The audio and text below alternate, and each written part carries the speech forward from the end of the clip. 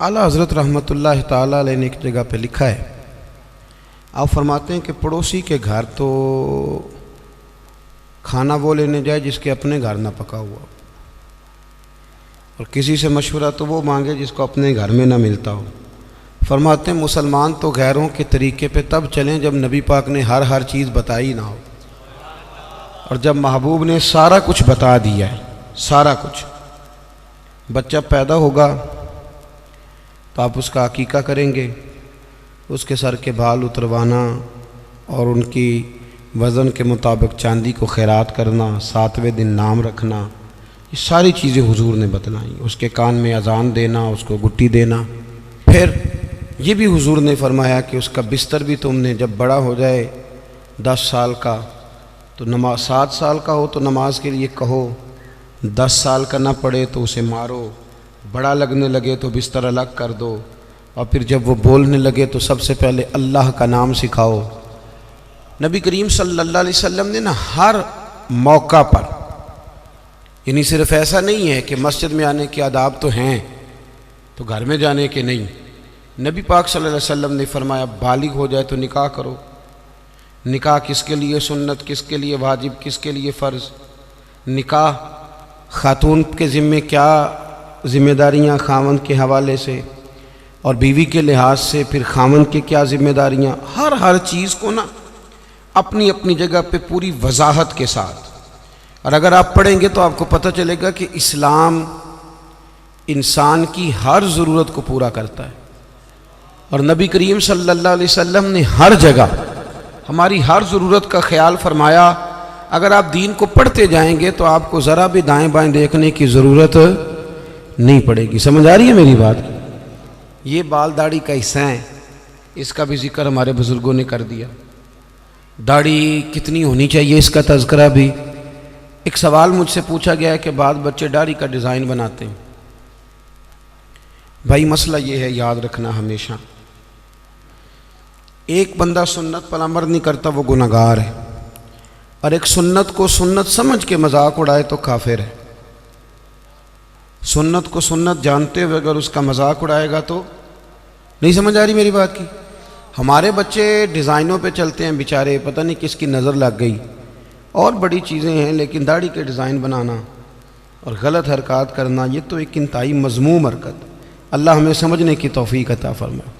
और मैं मिल्लत के जवानों से ये गुजारिश करूँगा, आपने डिज़ाइन वाली दाढ़ियाँ भी रख के देखी हैं, एक दफ़ा ना नबी करीम की सुन्नत वाली दाढ़ी भी ज़रा रख के देखो, तुम्हें कोई अजीब ही जायका नसीब होगा। ये आपके चेहरे के मुताबिक अल्लाह ने इसको वज़ादारी दी। ये हरकतें जो आप करते हैं ना, ये तो अजीब सी हरकत हैं, इनका तो कोई पस मंज़र ही नहीं है। तो इंसान महसूस अगर करे तो छोटा महसूस होता है ये काम करके। तो हमेशा वो काम करें जिसमें सुन्नत और शरीयत की पासदारी। अल्लाह समझने की तौफीक अता फरमाए। ये जो निकाह है ना, निकाह शादी, नबी करीम अलैहिस्सलाम ने फरमाया ये गैर का तरीका नहीं, बल्कि फरमाया अन्निकाहु मिन सुन्नती। फरमाया निकाह तो मेरा तरीका है, निकाह मेरा तरीका है। और आप हैरान होंगे कि कुरान और सुन्नत ने जो शादी को और मियाँ बीवी को जो रिश्ता दिया है वो बड़ा ही अजीब दिया है। फरमाया हुन्ना लिबासुल लकुम व अंतुम लिबासुल लहुन। मर्द औरत का लिबास है और औरत मर्द का लिबास है। सर्दी गर्मी में भी लिबास जिस्म की हिफाजत करता है, सर्दी गर्मी के लिहाज से भी हिफाजत करता है। मर्द औरत की हिफाजत करता है, दुख में, तकलीफ़ में, गुर्बत में, परेशानी में। औरत भी मर्द की हिफाजत करती है, उसके बच्चों की, उसके घर की, उसकी निशानियों की। पालती तो माँ ही है ना बच्चे। बोलें वल्दियत किसकी लिखी जाती? अब्बा जी की। जानशीन, सजादा नशीन, वारस, वो कौन किसका होता है? वो अब्बा जी का। लेकिन पालती पोसती कौन है? अम्मा जी। अब्बा जी अम्मा को बच्चे दे के रोज़ घर से जाते हैं, फलानी जगह जा रहा हूँ बच्चे संभाल, फलानी जगह जा रहा हूँ बच्चे तेरे। कभी ऐसा भी हुआ है कि अम्मा कहे मैं ज़रा 15 दिनों के जा रही हूँ कहीं, तो बच्चे तुम रख लो? होता है ऐसे? तो मर्द औरत का हुकूक का ख्याल करते हैं, औरत मर्द के हुकूक का। नबी पाक सल्लल्लाहु ताला अलैहि वसल्लम ना बड़ा ख्याल करते थे। हमारे यहाँ तो ये होता है ना, जो किसी का ग़ुलाम होता है वो बेचारा सारे दिन की ग़ुलाम ही रहता है। وزیر صاحب بھی پیر صاحب بھی خدمت کراتے رہتے ہیں ساری زندگی، لیکن اس بیچارے کا خیال نہیں کرتے۔ میں اکثر کہا کرتا ہوں کہ جب تک کسی پیر کے آستانے پہ جھاڑو دے تب تک تو منظور نظر مرید ہوتا ہے، اور اگر اس بیچارے پہ قرضہ چڑھ جائے تو پیر صاحب کہتے ہیں یہ اس کا ذاتی معاملہ ہے۔ جب تیرے گھر میں جھاڑو دے رہا تھا پھر ذاتی معاملہ نہیں تھا؟ جب تک وہ ایم پی اے کے پوسٹر چھپوا رہا ہو، ساری ڈیوٹیاں کر رہا ہو، تب تک تو وہ سیاسی کارکن، اور اگر اس بیچارے کے گھر میں غربت آ جائے، اس پہ کوئی مقدمے بازی ہو جائے، کہیں الجھ جائے، تو پھر کیا کہتے ہیں اس کا ذاتی۔ اب کیسے ذاتی معاملہ ہو گیا؟ میرے عزیز، میرے محبوب کریم علیہ السلام کا طریقہ مبارکہ تھا، کسی پہ قرضہ چڑھتا تو حضور اس کا بھی خیال کرتے، کوئی بیمار ہوتا تو حضور تیمارداری کرنے جاتے۔ کیا خوبصورت لفظ ہیں بخاری کے، حضور نے فرمایا میرا کوئی امتی انتقال کر جائے، اگر پیسے چھوڑ کے جائے، ترکہ چھوڑ کے جائے، مال چھوڑ کے جائے، تو فرمایا اس کے وارثوں میں بانٹ دینا، لیکن اگر اس کے ذمے قرضہ ہونا تو میرے پاس آ جانا، میں اپنے امتی کا قرض ادا کر دوں گا، میرے پاس آنا، میں قرضے دوں گا۔ یہ محبوب کریم نے بیان، تو حضور نہ ذرا خیال کرتے۔ توجہ، حضرت ربیعہ بن کعب یہ نہ نبی پاک صلی اللہ علیہ وسلم کو وضو کراتے تھے، پر مزے کی بات ہے وضو بھی تہجد والا کراتے تھے۔ کون سا جی؟ بول کے بتائیے، سمجھ آ رہی ہے آپ حضرات کو؟ کون سا وضو کراتے تھے؟ تہجد کا وضو کراتے تھے۔ یہ وہی ہیں جن سے حضور نے فرمایا چل ربیعہ کچھ مانگ لے۔ بڑے سیانے تھے، کہنے لگے یا رسول اللہ جنت میں وہ والا مکان چاہیے جس کے پڑوسی آپ ہوں، جس کے پڑوسی آپ، وہ والا مکان۔ ایک دن نا نبی کریم صلی اللہ علیہ وسلم نے ان سے فرمایا ربیعہ شادی کیوں نہیں کرتے؟ ربیعہ بولیے۔ وہ مجھے ایک صاحب ایک دفعہ مل گئے، کہنے لگے مینوں میرے حضرت صاحب ڈکیا سی بیاہ نہ کریں۔ میں کہوں نا آپ کیتا ہے کہ نہیں؟ انہوں نے دو کیتے ہیں، تو میں کہ تینوں کل ہی ڈکیا سو۔ عجیب فلسفہ ہے نا، یعنی کسی اور کے لیے فقر کا حکم ہے، ہمارے لیے یہ کس قسم کی فقیری ہے؟ عجیب مزاج ہے نا یہ۔ یہاں تو کوئی مقاصد ہو، اللہ تعالیٰ سمجھے، سمجھنے کی توفیق عطا فرمائے، اللہ تعالیٰ ہمیں توفیق دے کہ ہم اس بات کا خیال کریں، لیکن اب مزاج ہے ہمارا۔ بہرحال آمدام برسر مطلب، حضور نے فرمایا ربیعہ شادی کیوں نہیں کرتے؟ تو کہنے لگے یا رسول اللہ نہ تو دولت ہے، نہ مال ہے، نہ گھر ہے حضور، نہ نوکری ہے، اور پھر رنگ روپ بھی کوئی نہیں، میرا روپ بھی نہیں تو میرا رنگ بھی نہیں، تو میں نو یار مناؤن دا ٹنگ بھی نہیں۔ حضور کچھ پتہ ہی نہیں، کون مجھے رشتہ دے گا؟ حضور خاموش ہو گئے۔ دوسرے دن پھر وضو کرانے آئے تو محبوب نے پوچھا ربیعہ شادی کیوں نہیں کرتے؟ عرض کرتے ہیں کہ یا رسول اللہ نہ گھر مکان، نہ جائیداد، نہ کوئی اور شے، کون رشتہ دے گا؟ حضور علیہ السلام خاموش ہو گئے۔ ایک بڑی خوبصورت بات لکھی ہے صاحب سیرت النبویہ ڈاکٹر احمد عبد الرزاق نے، وہ لکھتے ہیں کہ حضرت ربیعہ بن کعب کہتے ہیں جب دوسرے دن بھی میں نے منع کر دیا نا تو میرے دل میں خیال آیا ربیعہ تو بڑا عجیب آدمی ہے، جب نبی پاک فرماتے ہیں شادی کر لے، سمجھ آ رہی ہے نا آپ کو؟ جب حضور فرماتے ہیں شادی کر لے تو یہ دلیلیں کیوں دیتا ہے؟ تجھے تو چاہیے تو کہہ دے حضور جیسے دل کرتا ہے ویسے کر لے۔ ایک غلام کے لیے حضور بندوبست کر، جیسے دل کرے ویسے۔ کہتے ہیں میں تیسرے دن ارادہ کر کے گیا کہ آج حضور نے پوچھنا ہے تو میں نے بتا دینا، پر سارا ہی وضو ہو گیا، اللہ کے نبی نے پوچھا ہی نہیں۔ میرے دل میں خیال تھا آپ پوچھیں گے، وضو مکمل ہو، لیکن حضور نے پوچھا۔ کہتے ہیں اب حضور میں اب کھڑا ہوں، محبوب فرمانے لگے ہو گیا وضو جاؤ۔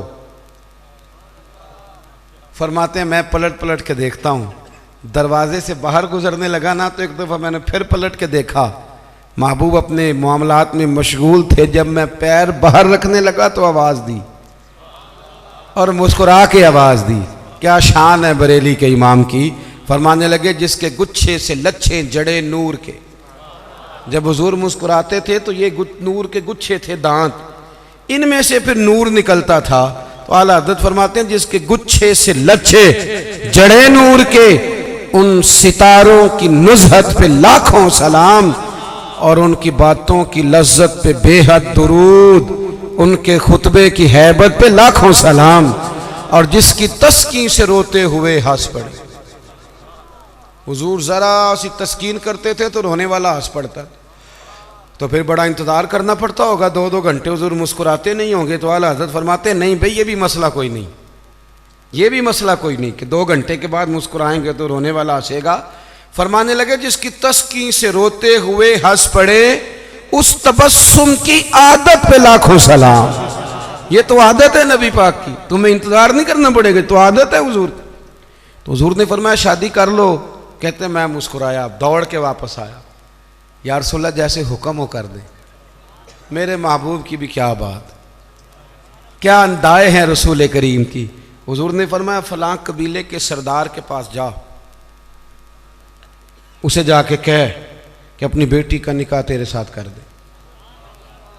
آپ فرماتے میں گیا، سلام لی، اندر داخل ہوا. انہوں نے بلایا، میں نے کبھی حضور نے بھیجا ہے، اور محبوب نے کہا اپنی بیٹی کا نکاح میرے ساتھ کر دو.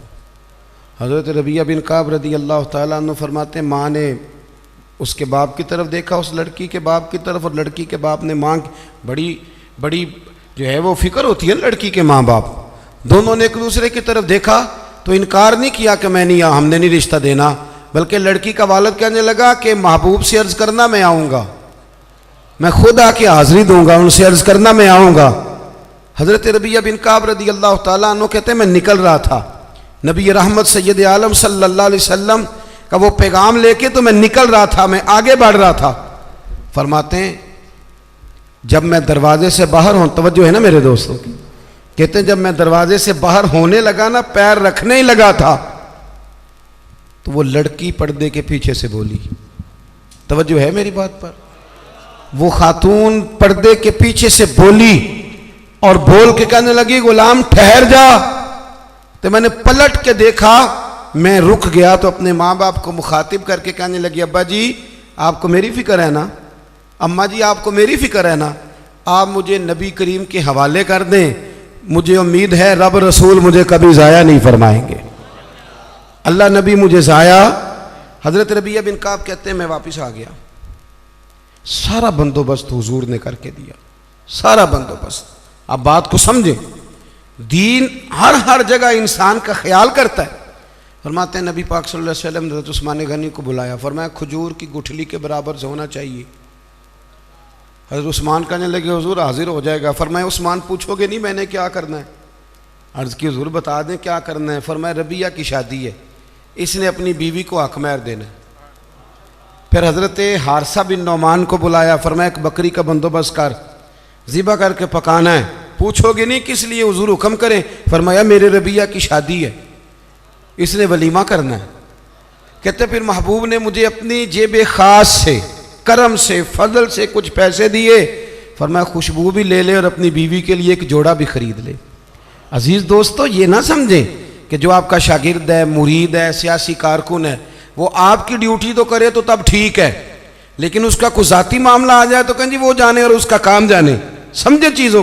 نبی کریم صلی اللہ علیہ وسلم کہاں تک مہربانیاں فرماتے. حضرت ربیعہ بن کعب فرماتے ہیں کہ میں بڑا غریب تھا، میرے سارے بندوبست میرے محبوب نے کیے. اور فرماتے ہیں پھر محبوب نے ایک اور کرم کیا، میرے لیے برکت کی دعا بھی کر دی. آپ فرماتے ہیں کہ غربتیں چلی گئیں، اب کسی کو کہیں سے قرض نہ ملے تو میرے گھر سے مل جاتا ہے. ہر گھر سے اناج ختم ہونے کو ہو پر میرے گھر سے کبھی ختم نہیں ہو. تو نبی کریم علیہ السلام خیال فرماتے. اور پھر میاں بیوی کے درمیان جو رشتے کی نزاکت ہے، ہمارے ہاں نا یہ سمجھ لیں جس گھر میں میاں بیوی کا اتفاق نہیں نہ ہوتا، اس میں کروڑوں روپے کی دولتیں بھی پڑی ہوں تو وہ گھر نہیں ہوتا، وہ اذیت گاہ بن جاتا ہے. جتنا مرضی آپ کہیں میں بیوی کی پرواہ نہیں کرتا، یہ کیسے ہو سکتا ہے؟ اس کے ساتھ گھر وابستہ ہے. میاں بیوی کا کسی گھر کے اندر رویہ آپس میں بہت اچھا ہو تو دولت کم بھی ہو، وسائل تھوڑے بھی ہوں، پھر بھی گزارا صحیح ہو جاتا ہے. گھر کے اندر میاں بیوی کا آپس میں تعلق، طبقات ابن سعد میں صاحب طبقات نے لکھا ہے کہ جب نبی پاک علیہ السلام نے سیدہ طیبہ طاہرہ حضرت فاطمہ الزہرا رضی اللہ تعالیٰ عنہ کا نکاح مولا کائنات شیر خدا حضرت علی المرتضیٰ سے فرمایا نا، پتہ ہے حضور نے کیا کیا تھا؟ دونوں کے سرے اقدس جوڑ کے نا تو نبی پاک نے ان دونوں کی محبت کے لیے دعا فرمائی، اے اللہ ان کے درمیان محبت رکھنا. ہمارے ہاں بھلا کیا ہوتا ہے, مرضی سے شادی کی, مرضی سے رشتہ تلاش کیا, پھر ٹھیک 15 دنوں کے بعد اماں کو نقص نظر آنے شروع ہو جاتے, اور ٹھیک 15 دن کے بعد ان کو بھی اپنے داماد میں نقص نظر آنے لگتے ہیں. جب آپ 2 جملے کہہ دیتے ہیں نا خامند کو کہ تیری بیوی ٹھیک نہیں, تو آیا تھا, چاہیے تھا فٹافٹ پانی دیتی, پر اس نے تو توجہ ہی نہیں کی, تو آپ تو ایک جملہ کہہ کے چلے گئے, انہوں نے تو 24 گھنٹے اکٹھے رہنا ہے. خامند کو یہ پٹی پڑھا دی, اور جب بیٹی گئی میکے تو فٹافٹ اس کی اماں نے کہا اوہو کتنی کمزور ہو گئی ہے میری بیٹی, لگتا ہے کھانے کو نہیں دیتے, یہاں میں نے کتنے لاڈوں سے رکھی ہوئی. یہ طریقہ ٹھیک نہیں. ابن حجر اسقلانی حدیث لائے, میرے نبی پاک علیہ السلام نے فرمایا وہ لعنتی ہے جو بیوی کو مرد کے خلاف اکساتا ہے اور مرد کو بیوی کے خلاف. ملعون ہے وہ شخص. ان کے درمیان پیار پیدا کریں, ان میں محبت ہوگی تو گھر سکھی رہے گا. سرور کائنات صلی اللہ علیہ وسلم کو پیغام آیا, صاحب طبقات نے لکھا ہے, پیغام آیا, پتہ چلا کہ کسی بات میں نا مولا کائنات اور سیدہ فاطمہ الزہرا رضی اللہ تعالی عنہا میں کسی بات میں شکر رنجی ہو گئی, محبت کے ساتھ کوئی بات آگے بڑھ گئی, حضور تشریف لائے. تھک تو نہیں گئے آپ لوگ کہ آپ کا خیال ہے خشک مولوی منگا لیا آج, چلیں سن تو لینا, میں تو محبت سے آیا ہوں, بڑا لمبا سفر کر کے آیا ہوں, کئی جگہ جا نہیں پاتا, لیکن یہ موقع ایسا تھا میں نے چھٹی کرنا مناسب ہی نہیں سمجھا, میں نے کہا یہاں ضرور پہنچنا چاہیے, تو تھوڑی سی باتیں کرنی ہیں, پیار سے سن تو لینا. آپ تو گھور رہے ہیں مجھے بیچ بیچ میں سے, یہ کس طرح کی تقریر کر رہا ہے, اللہ آپ کو جزائے خیر.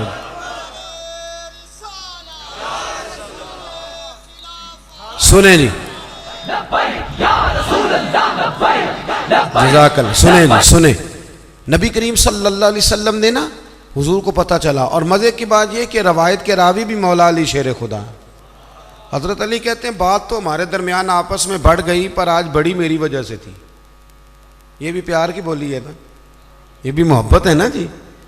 یہ محبت کی, یہاں بھی لوگوں کو بڑے عجیب و غریب قسم کے فلسفے یاد آتے ہیں, بات کر لوں پھر ایک اور بھی کروں گا, مزید بات کھل جائے گی. حضرت علی کہتے ہیں حضور کو پتہ چلا محبوب تشریف لائے, حضور نے بات سنی, حضور سمجھ گئے کہ آج بات ذرا علی نے زیادہ بڑھا دی ہے. اتنی بھی کسی کی بیٹی لاڈلی ہو گئی جتنی نبی پاک کی شہزادی لاڈلی, اتنی بھی کسی کی بیٹی کی عزت ہوگی جتنی حضور کی صاحبزادی کی عزت. ممکن ہے دوستو, انہوں نے اکٹھے رہنا ہے. نکاح کے فلسفے کو سمجھو. نبی کریم علیہ السلام نے سمجھ لیا کہ بات علی کی وجہ سے بڑی, پر مولا علی فرماتے ہیں نبی پاک نے سیدہ فاطمہ کا بازو پکڑا اور کونے میں لے گئے, فرمانے لگے فاطمہ ضروری نہیں کہ جیسے تم کہو علی ویسے ہی کریں, علی تمہارے شوہر ہیں, تمہیں خیال کرنا ہوگا. مولا علی کہتے ہیں میں دور کھڑا تھا, حضور تو بیٹی کو سمجھا رہے تھے پر آنسو میرے نکل رہے تھے. میں دوڑ کے آیا, محبوب کا دست اقدس پکڑ کے سینے پہ رکھا, میں نے کہا یا رسول اللہ بے فکر ہو کے جائیے, یہاں سے جب بھی خبر آئے گی محبت کی خبر ہی آئے گی. دوستو قربتیں. اچھا اس بات کو مزید کھول دوں, صاحب کنز العمال نے حدیث لکھی ہے, حدیث کے راوی خود سیدہ عائشہ صدیقہ ہے. ایک دن حضور فرمانے لگے عائشہ ایک بات نہ کروں, یا رسول اللہ کریں. فرمایا جب تم مجھ سے راضی ہوتی ہو تب بھی مجھے پتہ چل جاتا ہے, اور جب ناراض ہوتی ہو تو تب بھی مجھے پتہ چل جاتا ہے. یہاں نا کچھ لوگ بادشاہ سلامت ہیں, بادشاہ سلامت. وہ کہتے ہیں میں اگر کہوں کہ میں تھوڑا بہت اپنے گھر والوں کا بھی خیال کرتا ہوں, بات مانتا ہوں, تو پھر تو لوگ مجھے بہت بڑا بزدل آدمی سمجھیں گے, میری گھر میں بھی کچھ توجہ ہے.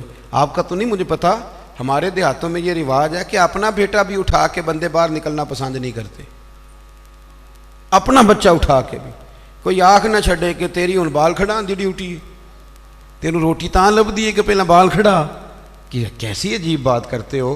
اگر اللہ کے نبی نواسوں کو گردنوں میں اٹھا کے گھومتے, گردن مبارک پر رکھ کے گھومتے, بچوں کی محبت تو اصول ہے, آپ سمجھیں اس چیز کو. گھر کے اندر اگر آپ تھوڑا بہت کسی جگہ پہ آپ کوئی گھر کے اوپر توجہ کر لیتے ہیں تو گھر کس کا ہے؟ آپ کا ہی ہے نا. اتنی کمزوری دکھانا. نبی کریم علیہ السلام نے مسکرا کے کہا عائشہ بتاؤں جب تو راضی ہوتی ہے تب بھی مجھے پتہ چل جاتا, اور جب ناراض ہوتی ہے تب بھی پتہ. تو حضرت عائشہ رضی اللہ تعالیٰ نے کہتے میں چپ کے کہا, میں نے کہا حضور میں نے کیوں ناراض ہونا ہے؟ فرمایا بتاؤں صحیح کب ناراض ہوتی ہے تو؟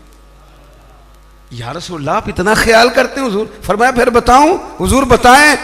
فرمایا عائشہ جب تو ہوتی ہے نا مجھ سے راضی تو قسم اٹھاتی ہے، تو کہتی ہے لا و رب محمد صلی اللہ علیہ، مجھے محمد کے رب کی قسم. اور جب تو ناراض ہوتی ہے تو کہتی ہے لا و رب ابراہیم، مجھے حضرت ابراہیم کے رب کی قسم. کہتی ہو کہ نہیں؟ جناب عائشہ کہتے ہیں میرے آنکھ کھلی، لبوں سے ہنس رہی تھی، آنکھوں سے رو رہی تھی. میں نے کہا کریمہ تیرے قربان جاؤں، اتنی باتوں کا بھی خیال فرماتے ہو، اتنی باتوں کا بھی خیال کرتے ہو. کہا مجھے پتہ چل جاتا ہے جب تو راضی ہوتی ہے اور جب تو ناراض ہوتی ہے تیرے لفظ بدل جاتے. دوستو گھر کے اندر کا جو ماحول ہے وہ آپ کو مضبوط کرتا ہے، گھر کے اندر کا ماحول آپ کو کمزور کرتا ہے. اگر گھر کے اندر آپ کی طبیعت کے لحاظ سے چیزیں موجود ہیں آپ باہر بڑا کچھ کر سکیں گے. ہر آدمی اتنا دلیر نہیں ہوتا کہ گھر میں جو مرضی ہوتا رہے وہ باہر مضبوط رہے گا. نکاح کو، میاں بیوی کے رشتے کو قرآن پاک نے اللہ نے اپنی نشانیوں میں سے نشانی کہا ہے. یہ فاحد میاں بیوی کا رشتہ ہے، جسے کہا یہ میری نشانیوں میں سے نشانی. پتہ خرابی کہاں سے شروع ہوتی ہے؟ سب سے پہلے تو شادی ہوتی ہے غیر شرعی. غیر شرعی کول 10واں ہو جائے تو مولانا صاحب کو بلاؤ، نعت خاں کو بلاؤ، اور بچے کی شادی ہو تو پھر اب نہیں حضور سے پیار، اب نہیں محبت، اب کدھر گئی غلامی کہ اللہ رسول سے صرف دکھوں کا رشتہ. بلاؤ نا اب بھی بینڈ باجا، یہاں تو بینڈ باجا کل والے دن بھی منگاؤ، 10ویں پہ بھی منگاؤ. اور دکھوں کی بات آئی تو قرآن شریف شروع کرا لیا، اور جب سکھ آئے تو پھر آپ نے موت شروع کرا لی. اور بھائی مصطفیٰ کی نعت والے کو نا نعت ہی اچھی لگتی، اسے برات والے دن بھی نعت ہی اچھی لگتی، شادی والے دن بھی نعت ہی اچھی. پہلی بات تو یہ کہ غیر شرعی حرکات ہوتی ہیں شادی، اور ڈھیروں ہوتی، ڈھیروں. سب سے بری حرکت کون سی ہے؟ سب سے بری حرکت یہ ہوتی ہے کہ لڑکے اور لڑکیوں کا جوش و خروش سے شادیوں پہ جانا. اور پھر مووی والا آتا ہے وہ لڑکیوں کی عورتوں کی مووی بھی بناتا ہے. اور اب تو اللہ خیر کرے مووی کو ویسے ہی لوگوں نے فرض کفایہ سمجھ لی ہے. اللہ معاف کرے، ہر آدمی نے ہاتھ میں موبائل پکڑا. اتنا ضروری کام ہے یہ. مووی بنتی ہے، مہندی ہوتی ہے، ناچ گانا ہوتا ہے، تماشے لگتے ہیں. پھر میں حیران ہوتا ہوں جوان لڑکیوں کے ہاتھوں میں پھول دے کے انہیں کھڑا کیا جاتا ہے کہ دولہا جب آئے تو پھول پھینکنا. دولہے کے ساتھ بوڑھے بوڑھے لوگ ہوتے ہیں کہ جوان لڑکے ہوتے ہیں؟ بولے تو وہ پھول کیوں لڑکیاں پھینکتی ہیں؟ لڑکیاں ساری برقعے میں ہوتی ہیں، چھپے ہوئے منہ ہوتے ہیں. تو سارا خاندان تو بیوٹی پارلر سے تیار ہو کے آیا ہوتا ہے. تو آپ تو گناہ کو آواز دے رہے ہیں. پتہ ہے رسم کیسے ایجاد ہوئی؟ صاحب فتوح الشام نے لکھا ہے یہ لڑکیوں کے پھول پھینکنے کی رسم جب قادسیہ کے علاقے حضرت سعد بن ابی وقاص رضی اللہ تعالیٰ عنہ فتح کر رہے تھے تو آپ ایک ایسے علاقے سے گزرے جس کی عمارتیں بڑی شاندار تھیں. علامہ واقدی کہتے ہیں کہ دور دور سے لوگ وہ عمارتیں دیکھنے آتے تھے کہ بھئی فن تعمیر کا شاہکار ہیں یہ چیزیں. اس ایریے سے گزرنا تھا مسلمان فوج نے تو عیسائیوں نے اور یہودیوں نے ایک چال چلی. انہوں نے عورتوں سے کہا خوبصورت لڑکیوں سے کہ پھول پکڑ لو اور جب فوجی گزریں تو ان کے اوپر پھول پھینکنا. اگر 2-3 جرنل بھی تم تباہ کرنے میں کامیاب ہو گئی تو مسلمانوں کا ہم زیر کر لیں گے.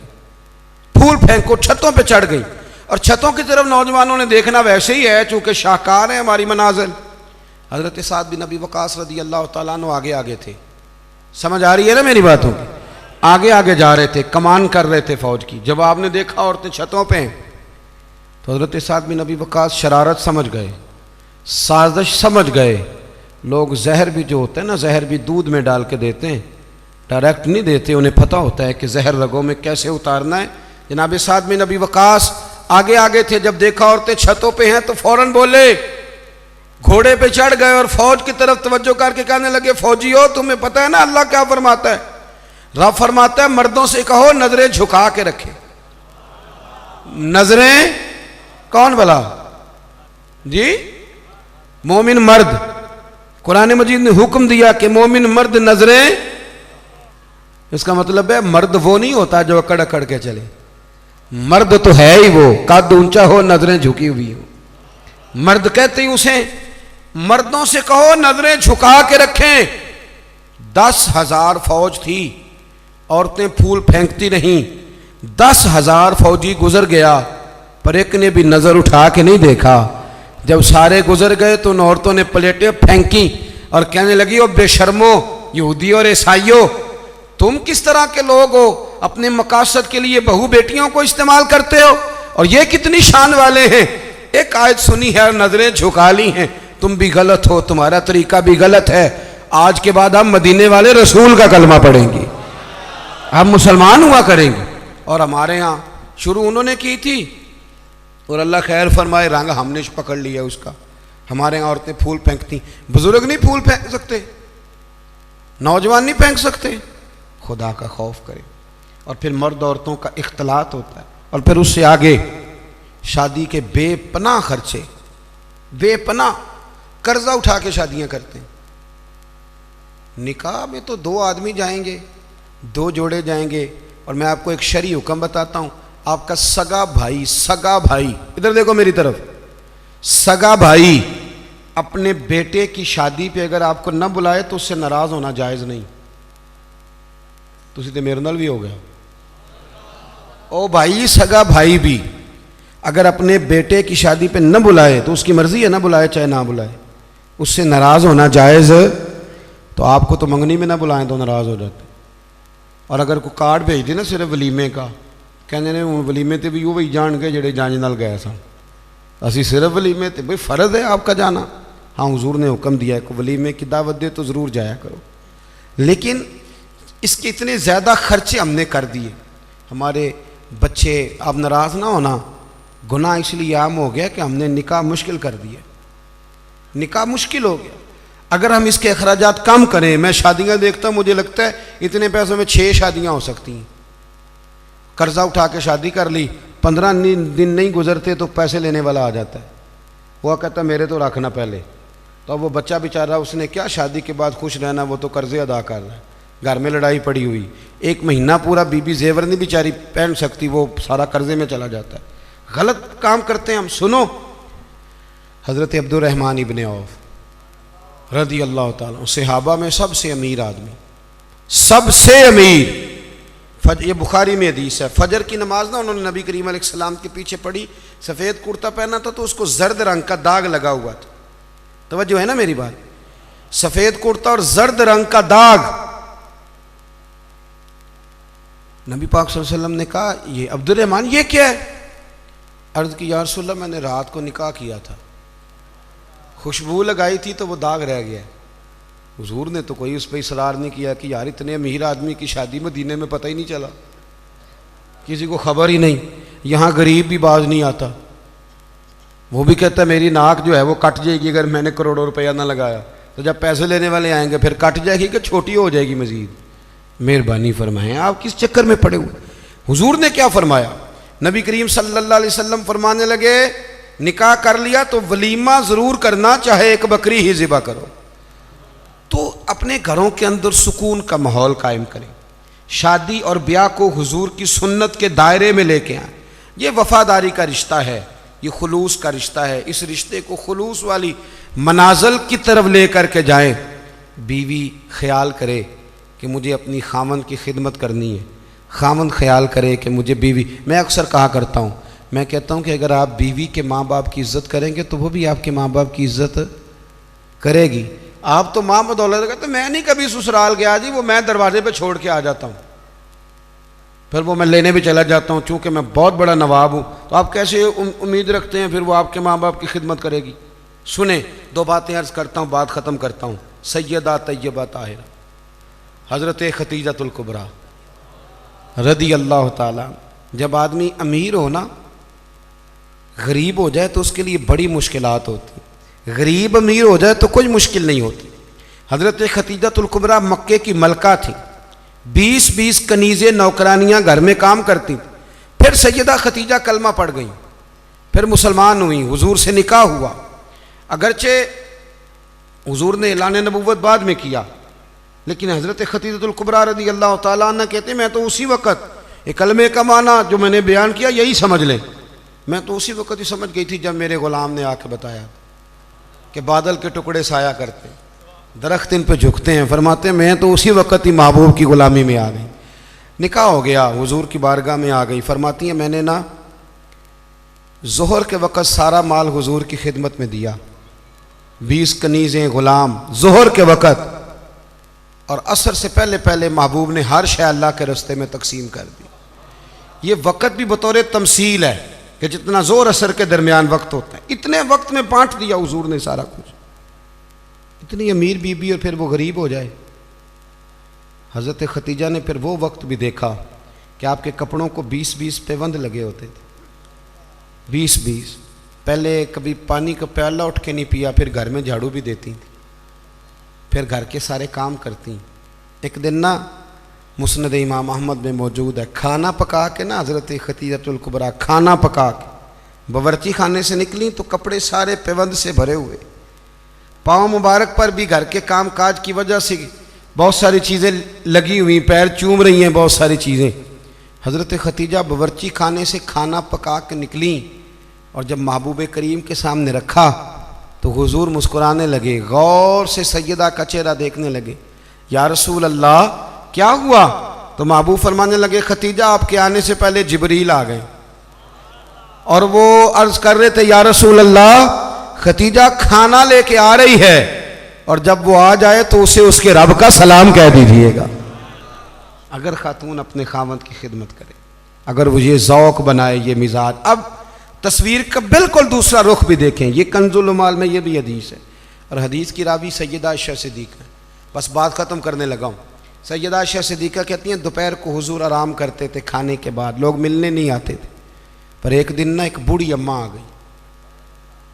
اس نے جب دروازے کے سامنے آ کے وہ بولی تو حضور جلدی سے اٹھے، خود دروازہ کھولا، کھانا کھلایا، کھجوریں دی، سرکہ دیا، پیار کیا، محبت فرمائی۔